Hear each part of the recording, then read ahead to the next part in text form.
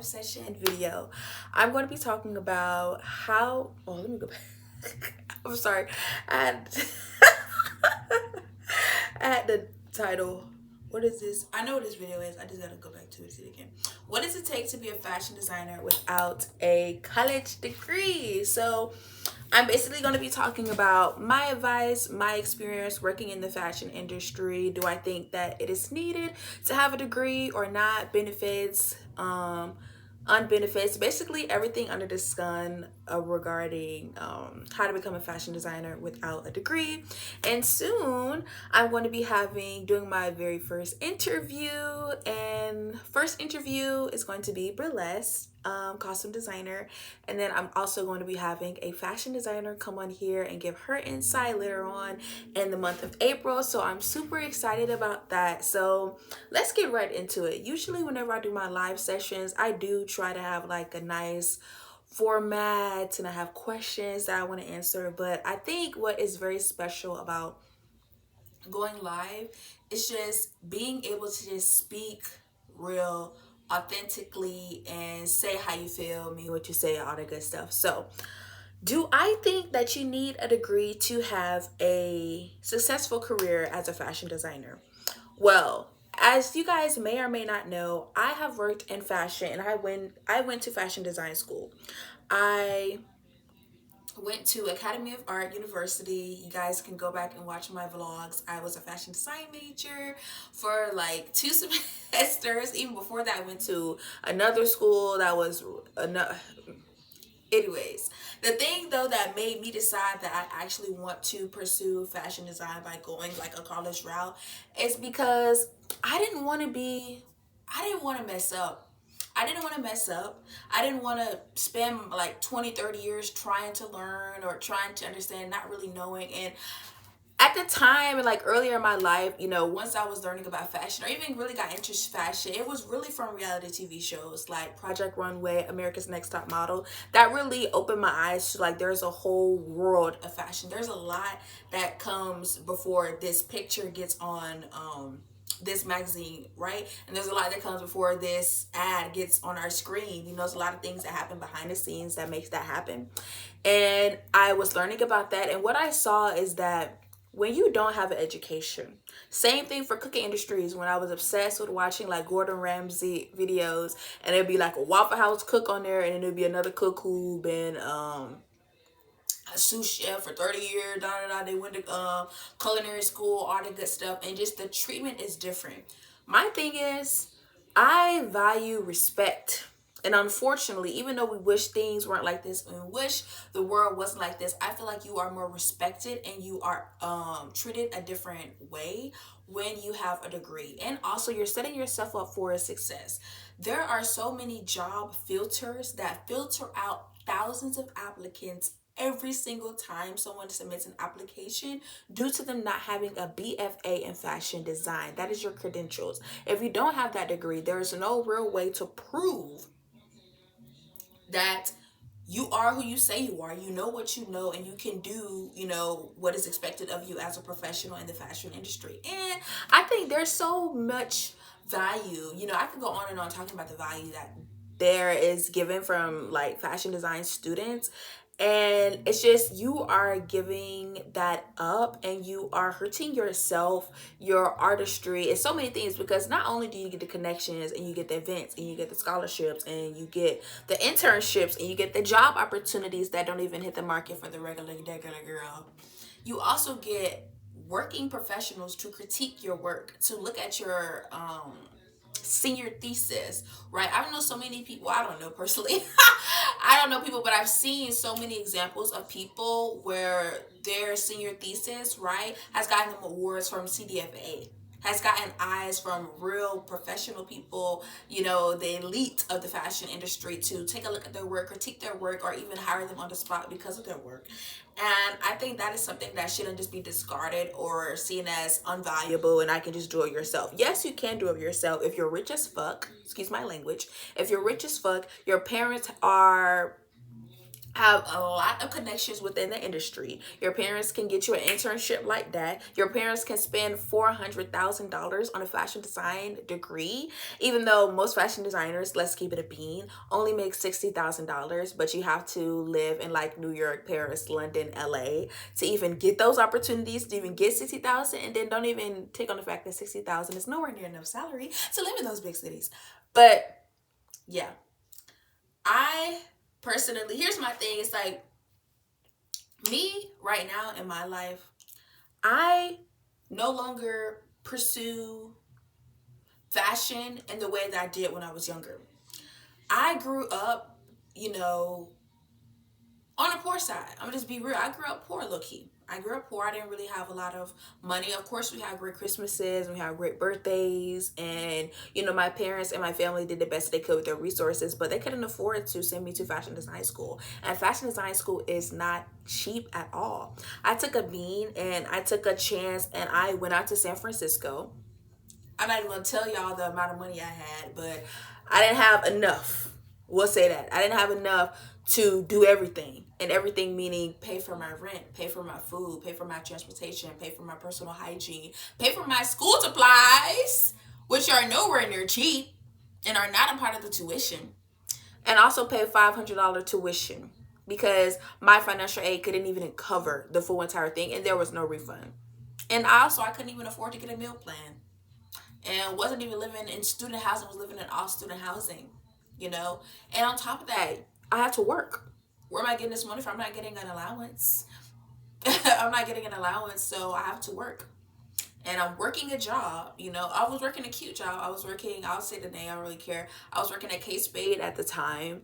And Kate Spade, great, beautiful job, awesome sauce, working and understanding like one thing that I've been learning so far this year is majority of the world runs on sales. Sales is the bread, sales is the butter. If you're working in sales, you're making money. That's just point blank period, to be honest. This whole entire economy is run off sales.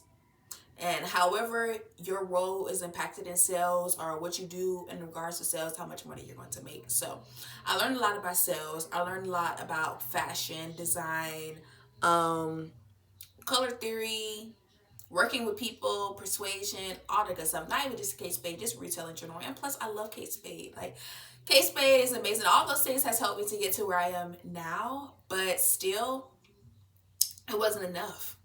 I was only getting paid like $15 an hour.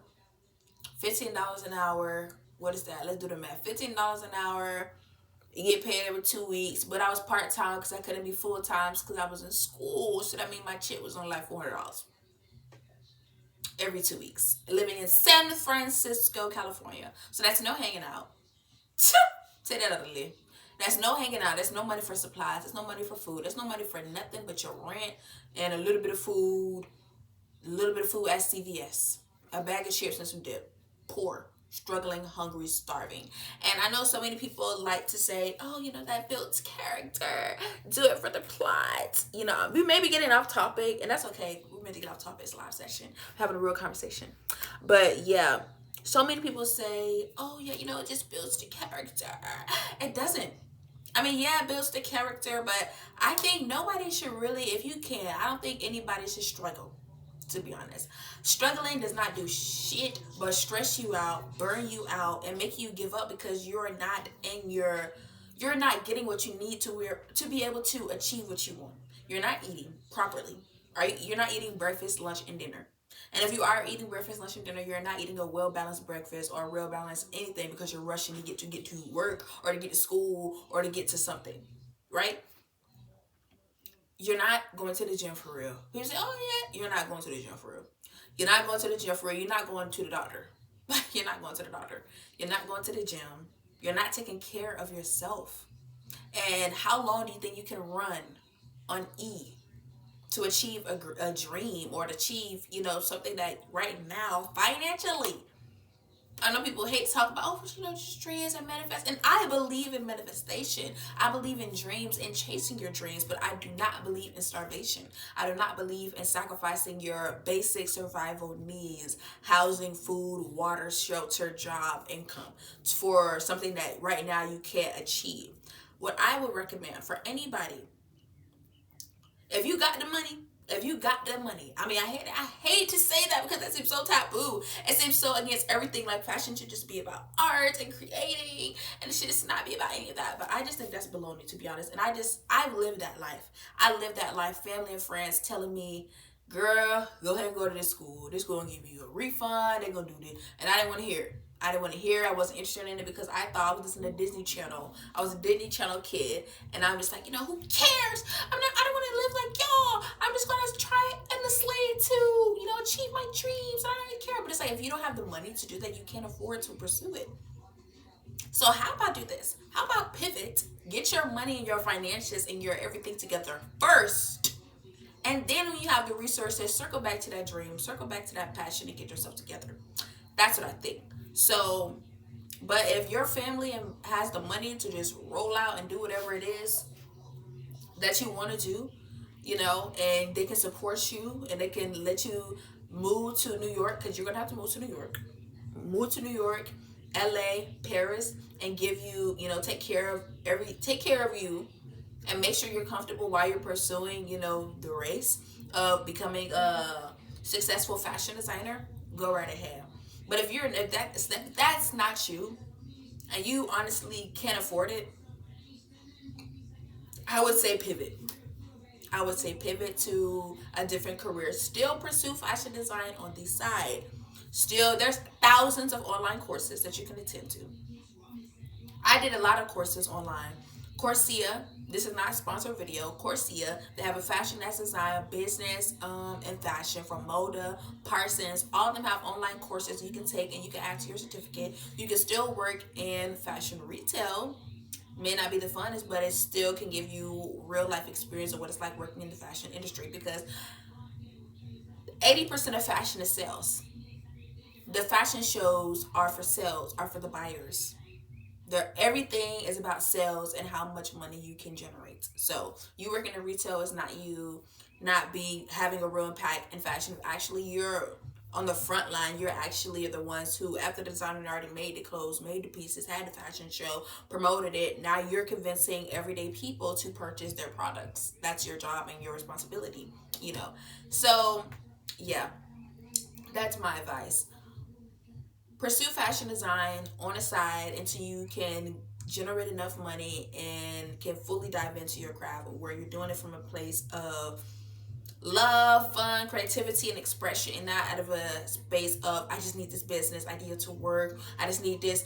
Like I'm not gonna lie, I hate to say this, but I see so many people on TikTok and YouTube, and they have this desperation, like, please buy my shirt, please, please. Like, I hate that. I hate that. I hate that.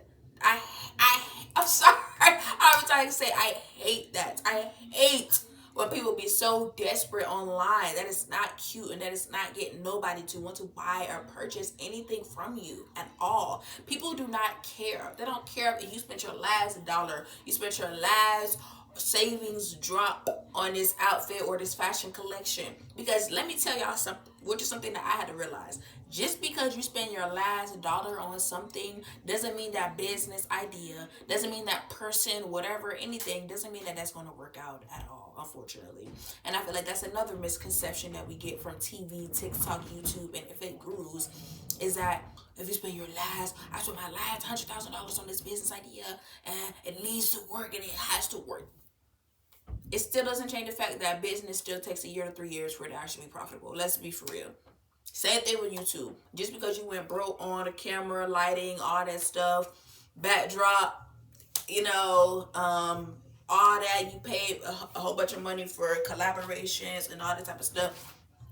It doesn't mean that the business, look, let me fit my clothes.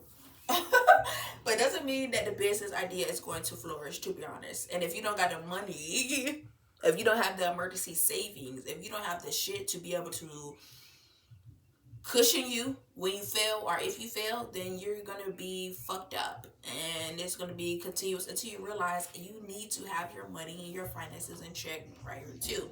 But besides that, I think you can still pursue making connections in the fashion industry. You can still go to fashion events, you can still go to fashion shows, you can still run a YouTube channel, create a YouTube channel talking about fashion, building a fashion community. In the meantime, learning about fashion in a non-traditional way until you want to go back. Like even me, right now, I'm a finance major. I went from being a BFA fashion design major to, you know what?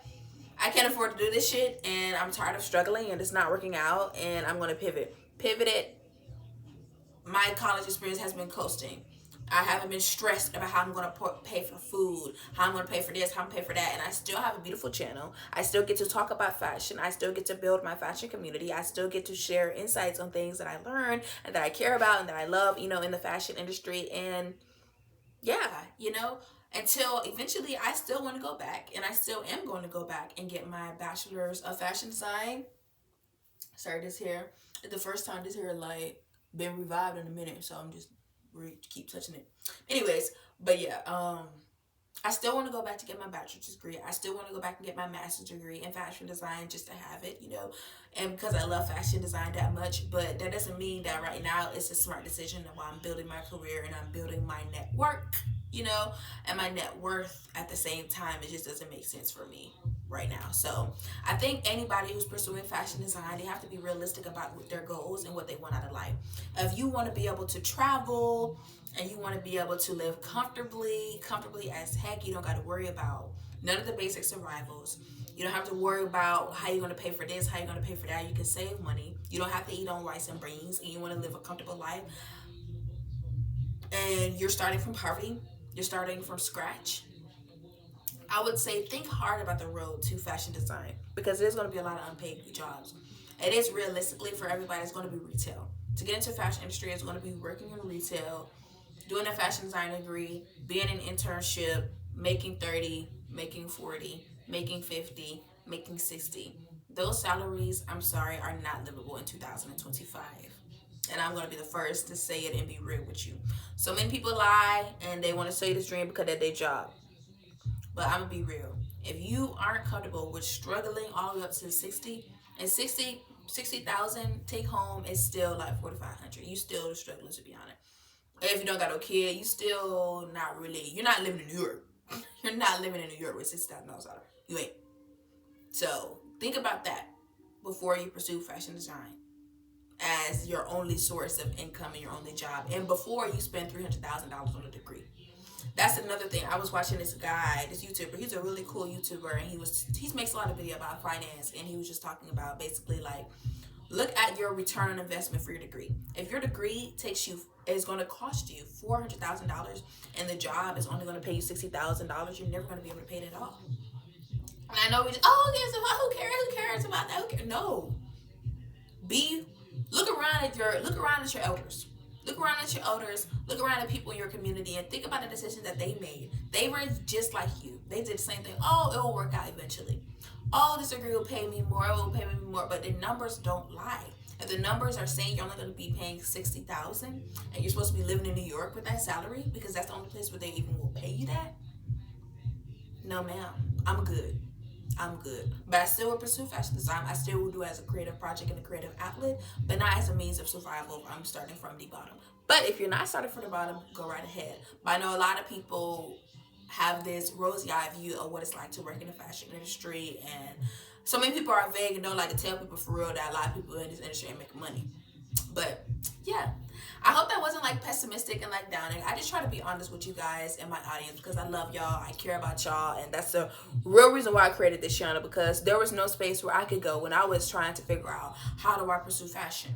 There was no real space. You would look, it would be an old ass article from 2015.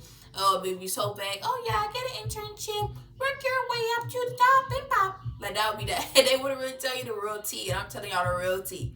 If you don't got no damn money, I'm sorry to say that. If you don't got no damn money, if you don't have no money, rethink or think about how you're going to get yourself some money while being in the fashion industry. How are you going to get the money to even start a business if you're only getting paid 30, 40, 50? Most real businesses, let's be for real, especially in fashion, you want to start your own label. I don't have my own label, but I've done some intensive research. Starting your own label, or a real label, I mean, you're doing Paris, not even Paris, you're doing New York Fashion Week. the fashion show, the models, the promo, the catalog shoots, the editorial shoots, all the other people who go in, the makeup artist, the hairstylist, the costume design, the manufacturer, making sure the samples come back. There's so many things that go inside that. And starting a business with $1,000 ain't gonna cut it. Even if you do blow up on TikTok, if you don't have the money to fulfill those orders, you don't have the money. Even then, running your website, so many administrative things that go in as well, and just so much money goes into starting a real fashion label. You have your New York Fashion Week and Paris Fashion Week. Let's say you're doing campaigns, that's photo shoots all throughout that. That's catalog and that's editorial shoots all throughout that. That's promo. Half of your money is promo, because nobody know who the fuck you are. Promo. So my thing really is just my clothes. My thing really is just, really, I could be wrong. I could be wrong. I could be so wrong. But you need at least $100,000. Excuse me, at least $100,000 to do it properly, correctly, not cheap, ghetto, none of that shit. To start a fashion label at minimum $100,000, and any real business $100,000 just to start it. And you still need your cushion just in case shit go wrong, and also because your business ain't gonna be making money for real the first year because you're building your brand. So how you doing that if you only making $30,000-$40,000? I mean, when I get to become the fashion editor, and that's cute. But even those, they're not really getting paid $250,000. Or maybe they are. Maybe the girls are getting paid that. I doubt it.